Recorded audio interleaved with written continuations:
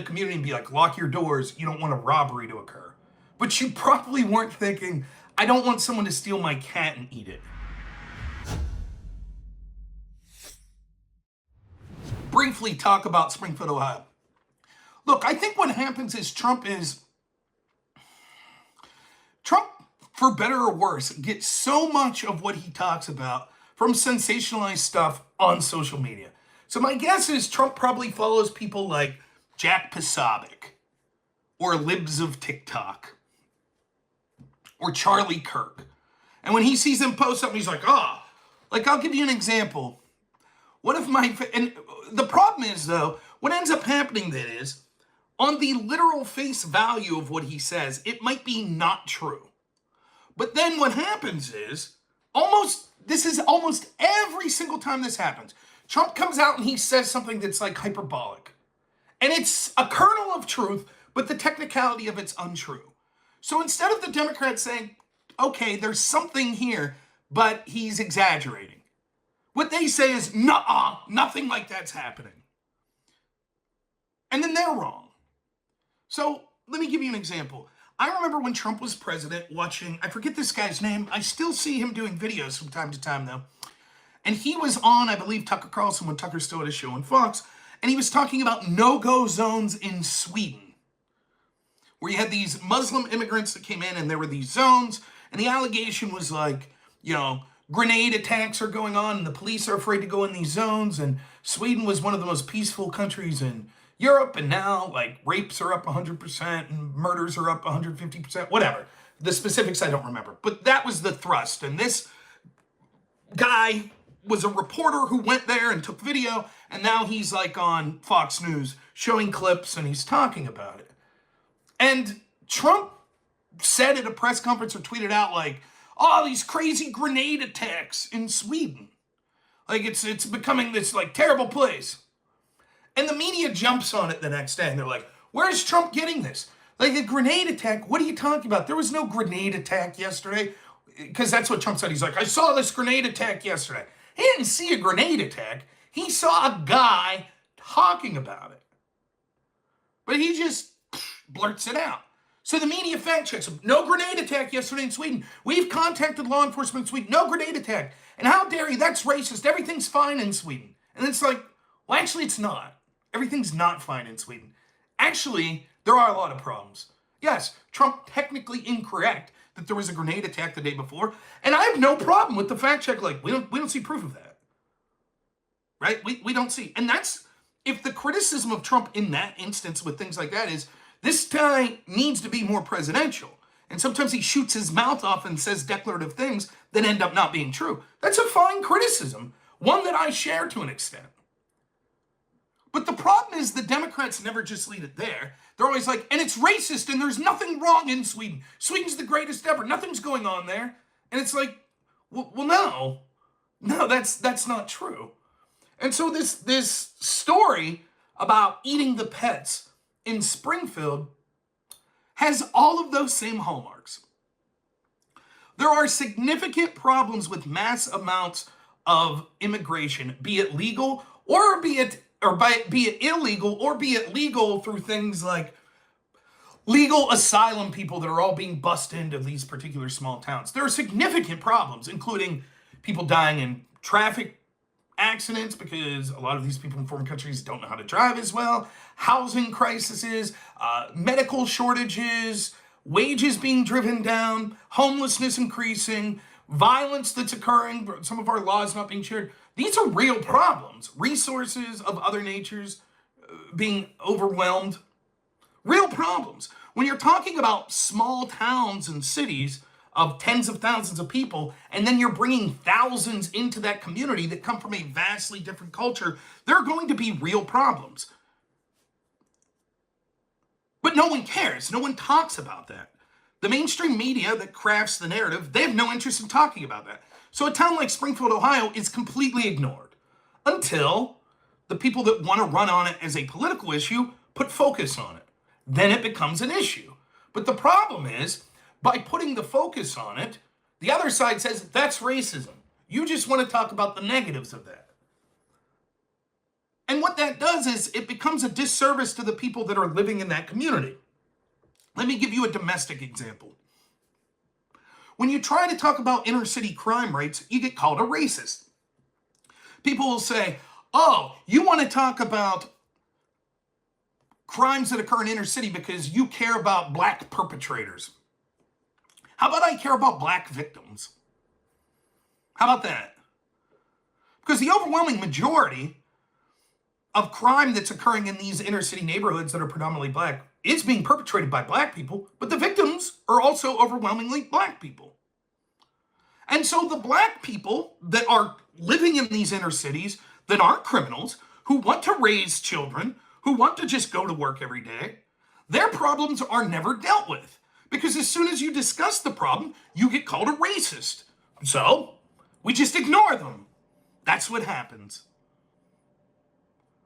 Black Lives Matter will be there to jump anytime that a cop kills a black man, but they're surprisingly silent on the overwhelming amount of black on black crime that's occurring in the neighborhood. Same thing with Springfield, Ohio. They don't want to talk about the problems in Springfield until it can be used politically to go after the other side. By bringing up problems with Haitian immigration there, that's racism. And now there are bomb threats. So there are real problems that Trump could have brought up in the debate. And you could call it fair or unfair. You could point to actual people that have been killed by illegal immigrants. It happens. Or that were sexually assaulted. And that, I know you're going for a visceral, emotional moment. You might say that's not the best way to run our politics. Or as Andrew Wilson would say, that ought not be. But it is how it works. Those emotional stories do resonate. There's a reason that people want to bring on Gold Star families to support them. But that's the way it is. These emotional appeals work. But instead, Trump took a viral story that would obviously raise emotional anger, pets being eaten. That's what he says. Now, on the scale of what's worse, someone being sexually assaulted and murdered or a pet being eaten, I would say the former is worse.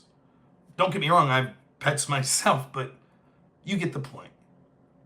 So why wouldn't he go with that story?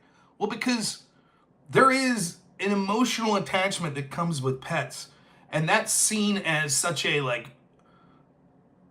insane counterculture, or I don't want to say counterculture, insanely against our cultural values, the eating of pets, that it shows that we're bringing in people that are alien to our culture and the dangers that could have.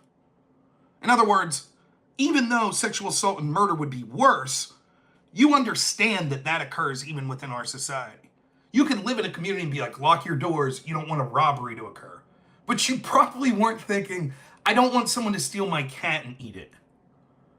So it's a different fear. And that's why you would use that. I think it was a mistake for him to say that because it's not verified. There were plenty of anecdotal stories, but you could say that about anything. For example, we know this on our side. Someone drew a swastika at the local college's, graffiti on their wall. How many times does that story end up being a hoax? All the time. Heck, even if you don't see the swastika, someone reports it, and then all of a sudden the media runs wild with the story, and it's like, well, it never happened. Or someone did it themselves, pretending that it was, a Jewish student did it, or a black student did it, pretending it was a white supremacist. So we all know that just because you anecdotally hear a story doesn't mean that it's true. And so there are confirmed stories that are true that I think Trump could have used better, like actual people that have been murdered by illegal immigrants, or the actual overwhelming of resources in the town of Springfield, etc. But of course, the Democrats are going to pick up on that and say, well, we don't have definitive proof that that's true. And so we're going to say that this was a lie and it's racist and blah, blah, blah. Now, it's weird because what it does is it finally drove Democrats to talk about what's happening in places like Springfield, Ohio, which you might say is a victory for Trump. I still think not. I still think that he would have been better ahead to stick to more tangible facts. But as always, the Democrats then go overboard. That's a lie. It's racist. There's no proof of it. Trump's causing bomb threats. Well, it's not a debunked lie. It's a claim that someone made. It's not been proven definitively, but it's not a debunked lie. Like if I tell you right here, right now, oh my God, you're not going to believe it. I saw a grizzly bear run through my neighborhood today while I was out on the porch, and it tackled my neighbor's garbage can and just upended it and started eating garbage and then ran back into the woods. And then you call the local police force and they're like, we didn't receive any reports of that. You then saying that never happened, the police said it didn't happen. That's not debunking it. Now, I could have made it up. I haven't proven my case to you. It's just my word. And the neighbors might be like, yeah, we saw our garbage knocked over, but it didn't look like a bear, did it? You see the point I'm making. It's not debunked. It's just, okay, dude, you made a claim, prove it. Well, I can't prove it. Okay. So the idea that this was fact-checked, well, actually, we talked to the local law enforcement, the mayor, whoever. And then you have all these supposedly 30-something bomb threats. So I want to say this first. First, I saw Pisco did a big thread. He did like a spaces. I didn't get a chance. I saw it in retrospect. I didn't get a chance to go on live or anything. But, his point's basically, well, when Trump said this, he didn't have proof. No, he heard an allegation.